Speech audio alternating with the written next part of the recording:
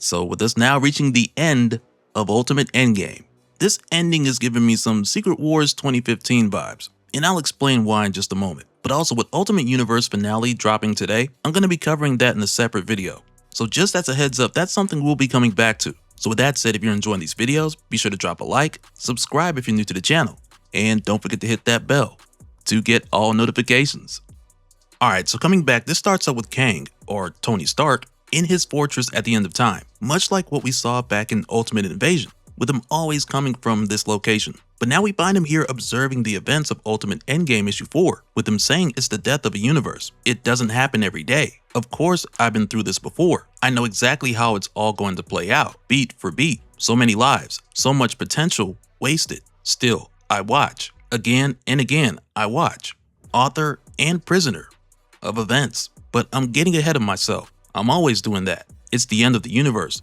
All this has already happened. All we can do is watch. And now as he's watching, this continues to roll on into what's happening right after the Maker's freed from the city. Because now that the Maker's free, he's ready to expand himself into everything, across all space and time. With him saying here, this world was a mistake. All of you were a mistake, but I will fix it.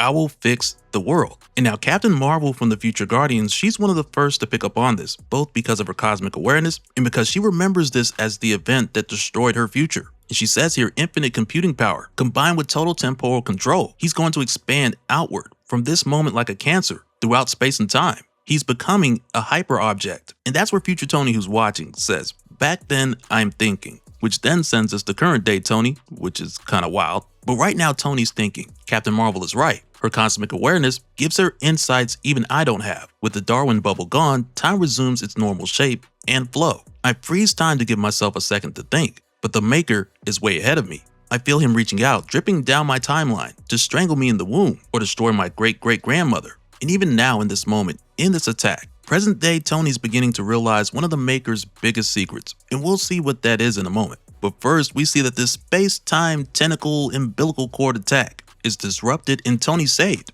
by Ultimate Daredevil, the Beyonder without fear, who we were first introduced to in Ultimate Universe 2 years in, when at the time before he joined the Future Guardians, he had this whole thing about saving the most important moments and people throughout space and time by trapping them inside of his cosmic hypercube. And it always seemed like it had this huge self-righteous element, where it's like, sure, he's doing this great noble thing, even though it sucks for everybody else. But fortunately, with the Guardians persuading him that that wasn't the way, he stopped. But now he's using this method on the Maker, which now has him like, yeah, now this is ultimate salvation. Only to have the Maker break out of it just a few seconds later, destroying the cosmic hypercube. And you know, for whatever reason, this reminds me of the story we covered when Ultimate Thanos from Earth 1610, you know, the other Ultimate Universe, demanded that Reed Richards, who we now know as the Maker, make him a new cosmic cube. So for me, looking at the conclusion of Ultimate Endgame and seeing the Maker do this, I immediately thought about the old Ultimate Fantastic Four issues, because the Maker is one of the few who we know can build a cosmic cube. So naturally, with the power he has now, the cosmic hypercube's not going to hold him. And even at this time, with the Maker in Doom's head telling him, there's no need to keep up the charade now, Doom. We've won. Doom tries to tell Tony here, charade. But Tony just says, not now, Doom. And with everywhere that the Maker is, he goes on to say, no barrier can stop me. Nowhere is safe. I see now the flaw in my design.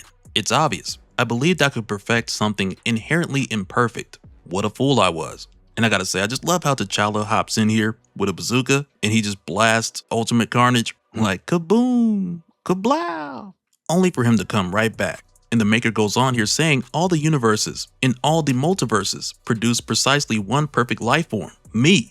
I will spread myself across this planet, across this universe, across the past and the future. I will usher in a new eternity of perfection from the beginning of time to the end. The universe is one perfect life form, constant, immune to change, through and outside of time. This is a joyous day to smile. And you can tell for the Maker, he knows this is his moment. So to him, it's like he's enjoying this as it plays out. And as we jump to a number of different locations, we see the Maker's dark goo spreading everywhere. Even in the Savage Land with MJ, Ben, Jonah, and the kids. And now seeing this has MJ like, well, if the Maker escaped, what does this mean for Peter? And Ben's just like, hey, just focus on what we got going on here. Which I gotta say is the right call. But as it stands, the Maker is spreading out everywhere, even to the extent where on Hulk Island, Janet's like, we have to get to Latveria. But right now, when we jump over to Wanda and Pietro, we find Wanda trying to bring Cap back. Because really, ever since Cap gave these two the speech about how it doesn't matter what bad they've done before, they're able to do good now as part of the Ultimates. That speech was life-changing for these two. So to say the least, Steve meant a lot to them. But even now, Wanda's like she can't do it. She can't bring Steve back because his soul is gone. And this is where Wanda's grief quickly turns into anger. Because now she's like, who did this? And she wants payback. And now, back over in Latveria, we see a couple of the future Guardians catching the worst of it, like Harold and Kid Korvac, and the Maker's just like, I unmake you, I unmake you, it's bad. And again, Ultimate Captain Marvel, she's seen all of this before. So she tells America this is it, this is how we lose the future. But then she also mentions here some of the details are different from the history she's seen before. And even now with Tony, who split himself up to try and stop the Maker tells him here, I am one unbreakable whole, one mind controlling all. You are fractured. Your force is divided, unorganized, chaotic, fighting a million tiny battles when only one matters. And again, this feeds into the revelation Tony's gonna have in a moment here, but not before Ultimate Wolverine and Phoenix drop into the fight. And I know it's like, finally, because we've been waiting on these two to drop in for months now. But the conclusion of Ultimate Wolverine sits a lot closer to Ultimate Endgame than the month-to-month cadence that a lot of these series started out with. So it's not like Jean's been flying around and holding Logan since April of 2026. That story lands much closer. But when they get here, Jean's not able to burn the Maker or get into his mind. And when the Maker sees Wolverine through Ultimate Carnage, he starts carving him up like crazy. And he's like, I know you from somewhere. Well, knew you. Because again, as part of the Maker fixing this world, as he would call it, he tried to get rid of all the heroes.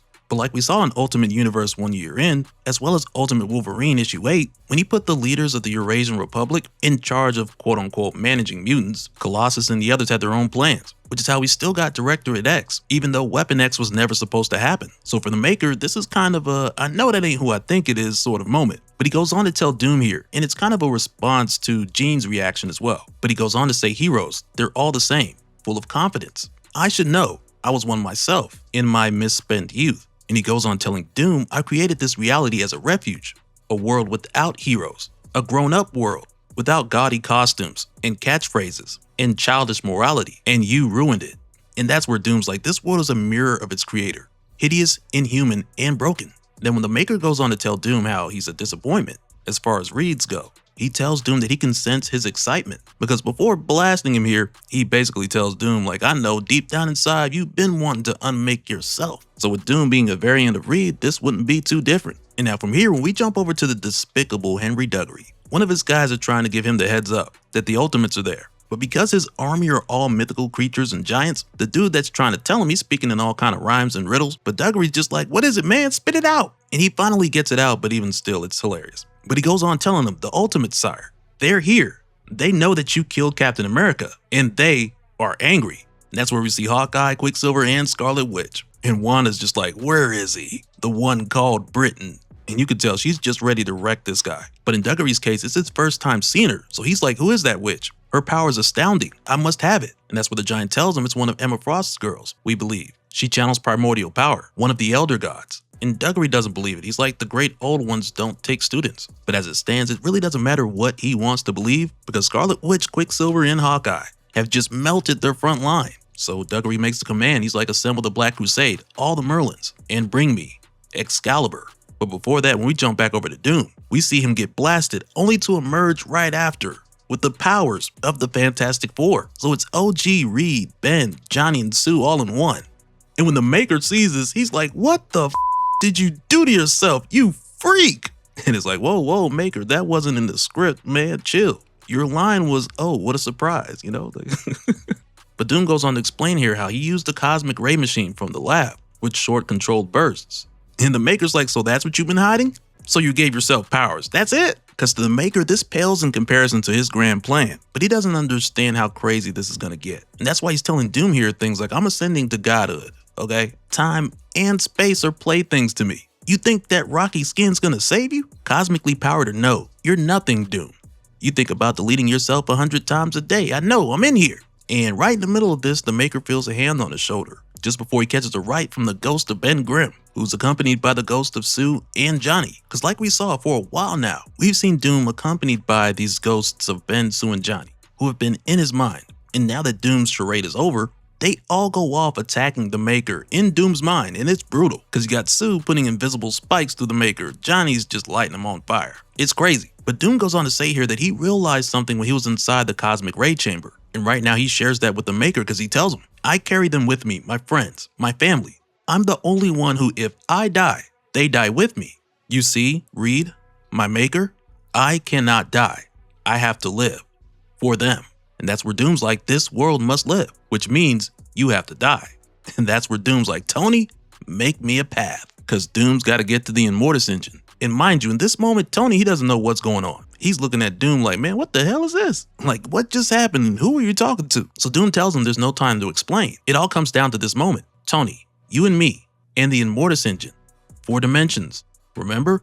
And that's where Tony goes on like, I divide myself into hundreds, thousands of cells, trying to keep the Maker from spreading too far out into the past. But even with everyone here, it's not enough.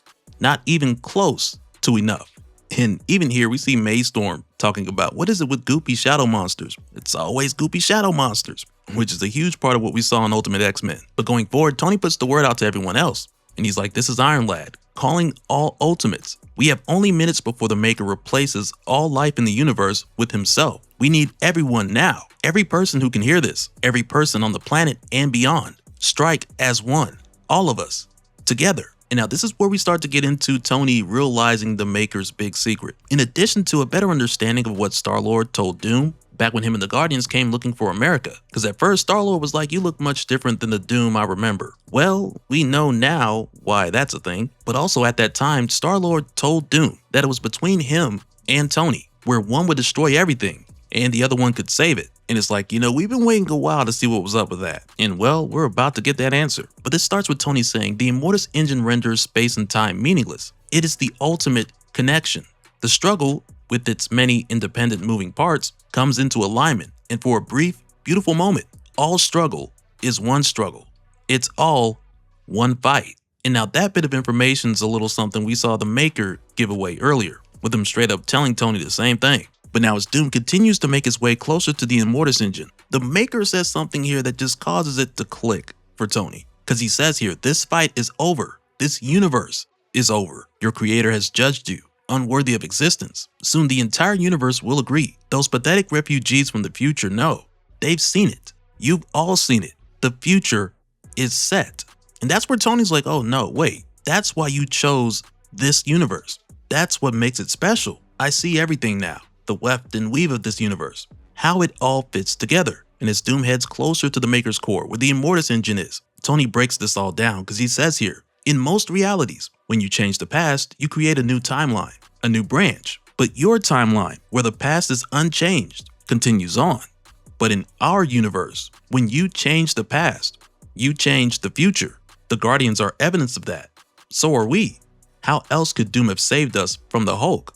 And now that just goes to show, with different universes having different levels of integrity, in some universes where that integrity has been compromised, time travel can eventually splinter off an alternate timeline. So the Maker chose Earth 6160 because he knew whatever changes he would make, if left undisturbed, they would be locked into this universe without branching off into something new, allowing him to reshape its future while keeping it clean and contained, without any new timelines branching out. So now that Tony understands this, he knows that that same reasoning only proves that they can change the future based on what they do right here and right now. So Tony basically tells Doom here, in the deepest, truest sense, we can change the future. We can do this. And it's crazy because before the Maker arrived on Earth 6160, he asked Reed Richards, the Reed Richards of Earth 616, if he could do it all again, referring to the end of 2015 Secret Wars. He asked Reed, if you could do it all again, would you erase me from existence? And 616 Reed said yes. So the Maker was like, I'll keep that in mind. So now it's like, not only did the Maker really mean that, but now with it coming down to the wire,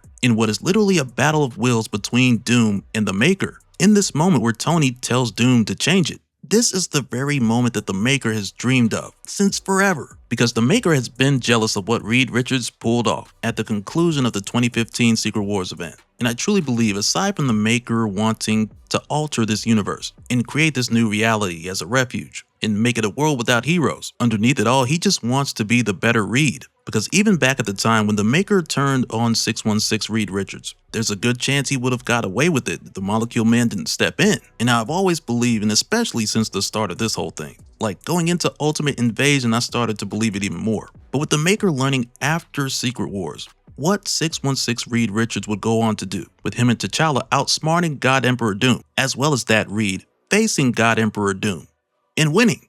To me, it always seemed like after that, the maker wanted this kind of victory for himself, and if not, something greater. So now, in a lot of ways, in the conclusion of Ultimate Endgame, with the maker taking on Doom, this is his version of that battle for everything. So to me, that's kind of been the underlying story, because I've always felt like the maker wanted that Reed versus Doom battle to be his, and it's like now he's getting it. But Tony goes on here saying we could only piece it together later, what must have happened. A battle of wills for control of the engine and all it meant for the past and future. Two men named Reed Richards and one named Doom fighting for control of the universe. One Reed's mind forged like a blade by a lifetime of tragedy and torture. The other's villain origin story was getting dumped by his girlfriend. And I mean, you're not wrong, Tony. But it's like, man, when you put it like that, it's even crazier that it's true. And now when the fight ends between Doom and the Maker, we see another fight end a little quicker than I would have liked, because as Wanda's fighting Henry Duggery, she turns Excalibur into a mythical serpent, it bites him, and it's over. And when I saw this, I was like, oh man, come on, I wanted him to suffer. But now in the case of Doom, when the others go to check on him, he's only able to get a few words out. So he starts by saying that he was always better at chronomechanics than Tony. Then he says here, had a choice to change one thing, to save one thing, just one, and that it was not enough. Because if Doom could, he would have brought back Sue, Ben, and Johnny. When they all walk up to him, with Johnny saying not nearly, like one's not nearly enough, Doom leaves his body. And not only does he go back to looking like regular Reed, but now he's also reunited with the others. So instead of him just seeing their blank silhouettes, he's now reunited with them, and they all can see each other. So it's kind of a happy ending for Doom here, kinda. And now when Tony says here, he's gone. And so was the Maker. He's like, at least for a while, because there's more that we gotta come back to in Ultimate Universe finale. But in the here and now, while She-Hulk and the others are like, wait, what was Doom saying there at the end? Hank's like something about saving something, and that's where they hear another voice say, well, he did save the universe. I'd go out bragging about it too. And that's where we see that Doom brought back Peter. And it's like Peter doesn't even know that he died. Because when Tony says, Spider-Man, you're alive, Peter's like, yeah, last time I checked. But it eventually comes to them that Peter was the one thing that Doom was talking about when he said that he can only save one thing. And you know, I gotta say, man, I'm not mad at that. But of course, with the past, present, and future being saved, something else has gotta go. And that's where we pick up what Tony here is saying. So you see, it was a happy ending after all, despite all your doom and gloom. Just before we jump back to the end of time, to Kang's fortress, where Tony goes on to tell him, I came here to explain it to you and to watch. Because you know now, when it being Tony's turn to face his other self, you know, with that being a common thing around here, Tony tells Kang, he tells his future self, the future is not set. Anything is possible. The end is unwritten. We write it ourselves. And now that brings us to the end of Ultimate Endgame. But even with that said, we're not done with the Ultimate Universe, because following this, we still have Ultimate Universe finale, and there's still some full stories that I want to put out. So stay tuned to the channel, because there's more we got to talk about. And so now real quick, I want to give a special shout out to all the patrons. Thank you guys for all of your support. And for anyone who's new here who wants more information on how to support the channel, I got a link below where you can go to patreon.com/dopespill.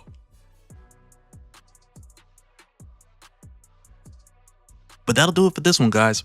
Let me know your thoughts down in the comments below, and we'll do it again on the next one.